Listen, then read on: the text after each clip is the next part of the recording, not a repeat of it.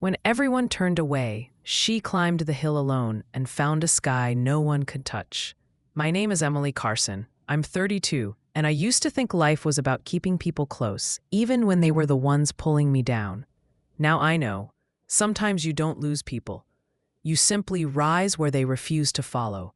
I grew up in Vermont, in a house that always smelled like coffee and old books. My mother was a teacher, gentle but tired. My father, a man who believed success was louder than love.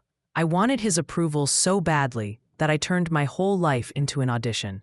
Straight-A student, top of my class, the first to graduate college. But every time I called home, he said the same 5 words: "You could still do better." After my mother died, the house grew quiet, and my father's voice became the only sound left. When I landed a corporate job in Boston, he said, "Don't embarrass yourself. That's real competition now." When I got promoted, "That's just middle management. Don't celebrate too early." And when I finally confessed that I was exhausted, that I hadn't slept in days, he looked at me and said, "That's weakness talking." So I kept going, working 14-hour days, numb smiles, fake laughter, coffee for dinner, until one morning I collapsed in the elevator, heart racing, vision fading, people staring. Diagnosis: panic disorder. Prescription: time off. But when I told my father, he didn't even pause. "You're not sick, Emily. You're soft." That night, I deleted his number. I moved to a small cabin near Lake Champlain, told my boss I'd be back soon. Truth? I didn't plan on going back at all. The silence was terrifying at first.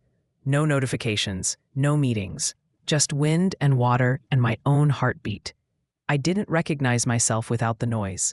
One evening, I found an old hiking trail behind the cabin, steep, narrow, half forgotten. It led up to a cliff overlooking the entire valley.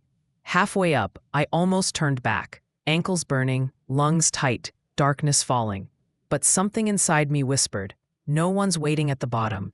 Keep climbing." So I did. One step, then another. And when I reached the top, the world opened. The lake below shimmered like glass. The stars looked close enough to touch. For the first time in my life, I wasn't performing. I was just existing. I started writing again. Letters I'd never send, stories I'd forgotten to dream. And every morning after I climbed that hill, no matter the weather, no matter how heavy my thoughts, one dawn, as the sun broke through the fog, I realized something simple and terrifying. I didn't need to be understood by anyone who refused to see me. Months later, my father called. I almost didn't answer, but I did. He said quietly, "Your mother would have been proud." And for the first time, I didn't cry, because I didn't need his permission anymore. Now, every time life feels heavy, I go back to that trail. It's not easy, it never was. But the view at the top, it reminds me who I became when no one believed in me. Sometimes strength isn't standing tall beside others, it's learning to climb alone, and realizing the air up there was meant for you all along.